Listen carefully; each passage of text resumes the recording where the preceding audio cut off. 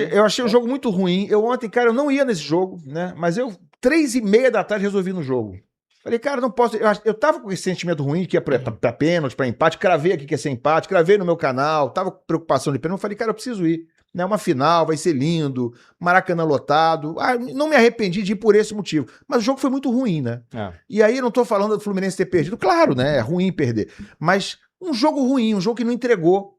Né? Assim, quem tava lá ficou muito frustrado com a qualidade do jogo. E aí, claro, fora o perrengue de chegar e ir ao Maracanã e voltar num jogo com 70 mil pessoas, mesmo usando transporte público como eu usei. Mas dito isso, cara, eu me nego, ontem me neguei também no meu canal, a ficar batendo muito nesse negócio dos pênaltis. E aí avaliar por que bateu o Otávio bateu mal, o Guga perdeu. Eu me nego a isso aí, porque o principal, eu acho que o Fluminense perdeu o título, não foi por esse motivo, ou não deveria ter chegado a essa razão, não deveria ter chegado ao que chegou. O Zubeldia teve todas as possibilidades na escalação e durante o jogo de mexer no time, como deveria ter mexido. O Leonardo Jardim, que chegou outro dia, mexeu no Flamengo aos 14 minutos, chamou 2 jogadores aos 14 do segundo tempo e mexeu no time. Isso com o Flamengo jogando muito pouco, tá? O Flamengo também fez um jojogo ruim. O Flamengo estava com todo problema psicológico, problema lá em frangalhos, né? O time todo emocionalmente numa situação que não deveria estar numa decisão, em véspera de decisão. E o Flamengo jogou muito pouco, mas foi o suficiente para ganhar desse Fluminense, ganhar nos pênaltis, mas ganhar desse Fluminense tão decantado, em verso e prosa. E eu já tinha avisado aqui que estava vendo um pouco de exagero em relação é o melhor time do Brasil. Mas peraí, gente. Calma. Contra o Vasco não foi superior, em alguns momentos foi inferior. Contra o Vasco na Copa do Brasil, já com o Zubeldia, foi inferior, foi justamente eliminado. Poderia ter sido eliminado no jogo anterior contra o Vasco, já no Campeonato Carioca. Poderia, não seria nada demais. E ontem o Fluminense não foi inferior ao Flamengo. Acho até que foi um pouquinho superior no segundo tempo. Mas assim, jogou um tostão de bola, sabe? Fez um segundo tempo nota 5, com o Flamengo fazendo um segundo tempo nota 4, e os dois fazendo o primeiro tempo nota 3, ambos.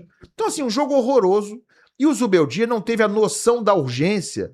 Faltou a ele entender que o jogo não poderia ir para os pênaltis. Ou não deveria, ou não havia necessidade de ir para os pênaltis. Porque se o Fluminense era o time mais inteiro psicologicamente, fisicamente, que não viveu a semana conturbada que o Flamengo viveu, que estava num começo de ano muito bom, era responsabilidade maior do Fluminense do que do Flamengo ontem. E mais do que isso, era necessidade do Fluminense ganhar nos 90 minutos, mais do que do Flamengo. Pelo quê? Pelo óbvio. Que eu mostrei aqui na Placar, mostrei no meu canal, o Flamengo tinha um aproveitamento melhor, muito melhor em pênaltis. O Rossi, 46%, antes do jogo de ontem. Em cada 2 pênaltis, um não entrava praticamente. 46% de gols evitados em pênalti tem o Rossi. Deve ter aumentado essa média ontem, ou deve ter chegado perto disso. E o Fábio é metade. O Fábio, sendo o gigante que pra mim é mais goleiro que o Rossi, é um gigante. Mas estamos falando de uma coisa específica, de pênaltis. Então, faltou o Zubeldia, que ganha 400 vezes mais do que eu, né? E do que todo mundo que sabia disso, faltou ele entender o seguinte: o empate ontem era do Flamengo. Ele tinha que ter entendido isso antes do jogo. Mas não, ele não entendeu nem durante o jogo. Aí ele fez a primeira substituição dele aos 31 do segundo tempo. Ninguém entendeu. Quem estava no Maracanã, estava todo mundo se olhando e perguntando um pro outro. Ele não vai mexer? Mas ele não vai mexer? E aí você olha para o Zubeldia no banco, aos 5, aos 10, aos 15, aos 20, aos 25 do segundo tempo, ele está olhando para o chão. Ele ficou olhando para o chão, passeando com a mão na cintura de um lado para o outro. Como se não houvesse nenhuma opção para ele, como se ele não tivesse mais substituição para fazer, como se ele não pudesse botar nenhum jogador em campo. Na cabeça, no regulamento da cabeça do Zubeldia, ele não pode substituir ninguém antes dos 30 do segundo tempo. Isso é método. Ele faz isso todo jogo. Ele bota um time para jogar 75 minutos e bota os caras para entrar aos 30, 31. Geralmente é a última substituição de um treinador, é aos 30, 35. Essa costuma ser a primeira dele. Então ele deixa de fora da escalação o melhor jogador tecnicamente do elenco do Fluminense, ou um dos 2 ou 3 melhores, que é o Savarino, que já deu tempo de sobra para se adaptar, que sempre que entra melhora um pouco o time, entrou aos 31 do segundo tempo. Ele deixa o René até 31 do segundo tempo, jogando absolutamente nada, errando tudo, e com o jogador de seleção brasileira, que é o Arana, no banco de reservas. Não dá para botar na mesma prateleira Arana e René, não dá. Não dá. Nem aqui, nem na China, nem em Singapura, nem no México. Não tem como. São jogadores de prateleiras diferentes. Então não dá pra desculpar isso. Sabe? Não dá pra achar isso pequeno. O Fluminense poderia ter esses caras entrando aos 10, aos 15 do segundo tempo, ou no intervalo, e não ganhar o jogo. O Flamengo é o legítimo campeão, tá de parabéns, porque foi competente nas cobranças e ponto. Poderia nem ganhar o jogo com as mudanças, mas ele não tem direito de não tentar, de não fazer. O Zubeldia, numa decisão, um treinador de futebol de um time grande, não tem o direito de, numa decisão de campeonato, não usar os seus melhores jogadores e muito menos durante o jogo tentar aproveitar quando alguém não tá jogando bem, né? Usar esses jogadores pelo menos durante o decorrer da partida.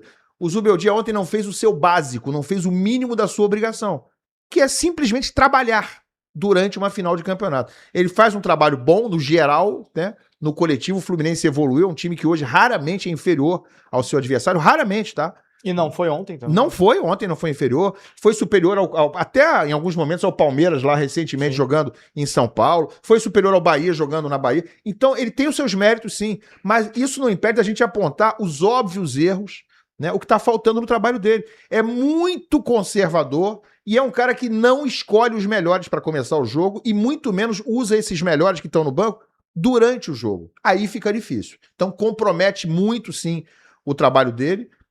Eu acho que o Fluminense perdeu uma final que poderia tranquilamente ter vencido. Eu cansei de ver o Fluminense ganhar a final do Flamengo e cansei de ver perder muitas em que o Flamengo foi absolutamente superior, porque tinha um time muito superior, porque foi muito mais qualificado, atacou muito mais. Ontem não era o caso. Então ele perdeu uma final absolutamente, digamos assim, ganhável, em que nem o Flamengo queria ganhar o jogo. Estava muito claro. O Flamengo não esgotou seus ingressos, a torcida não esgotou, porque a torcida já sabia que o time talvez estivesse nessa vibe também. E tava. O Flamengo ganhou ontem o jogo com o freio de mão puxado. Então, a derrota, o fracasso do Fluminense na final é um vice-campeonato. É um vice-campeonato. Eu não vou dizer aqui que não vale o campeonato, vale muito. Vale muito, eu não vou agora mudar o discurso, porque o Fluminense perdeu, vale muito. É um vice-campeonato, é uma perda de título que ele teve na Copa do Brasil, também contra o Vasco, pelos mesmos motivos. Morreu abraçado com as convicções dele, né? Morreu abraçado com o Everaldo no ano passado, agora morre abraçado com o René, morre abraçado com o Freitas, com as barangas dele. Então tá na conta do Zubeldia. Simples assim. A gente elogiou quando tinha que elogiar, e hoje é impossível não apontar os erros dele nesse vice-campeonato do Fluminense. Papa, vai com você aí. Então, olha só. Primeiro, eu quero até... enquanto eu estou falando aqui, eu vou procurar aqui a cena para poder mandar para o Joãozinho, que a Flamengo TV transmitiu para o exterior o jogo com imagem. E a gente teve uma imagem que eu acho que a Globo talvez não tenha mostrado. Eu não sei se você está... Eu não estava vendo pela Globo, pelas emissoras que transmitiam, mas a Flamengo TV, na transmissão, mostrou, tá? E eu acho que isso pode ter afetado na decisão do Zubeldia, o Ilan. Qual? O Flamengo fez o que o Safonov fez contra o Flamengo pelo PSG. O Rossi tinha uma colinha com os batedores todos do Fluminense. Você viu isso? Não vi, mas ele acertou todos os lados? Não, né? Não, ele não acertou todos os lados. Aí o cara pra ter a cola, ele não, mas aí que tá. Mas aí que o Fábio não, mas acertou aí todos que tá. os lados. Ok, beleza, mas a questão você não está entendendo. De repente o Zubeldia, sabendo que o Rossi sabia os principais batedores, escolheu alguns outros diferentes, tá? Mas o Fluminense não tem batedor, também... a verdade é essa. Foi algo que eu me bati aqui durante a semana. Eu falei, o Fluminense tem um batedor, que é o Ganso. É verdade. Foi o primeiro a bater, bateu excepcionalmente bem. É um batedor que o Fluminense tinha. Eu me surpreendi até com a boa batida do Arana, com a boa batida do John Kennedy. Os caras até cobraram relativamente bem.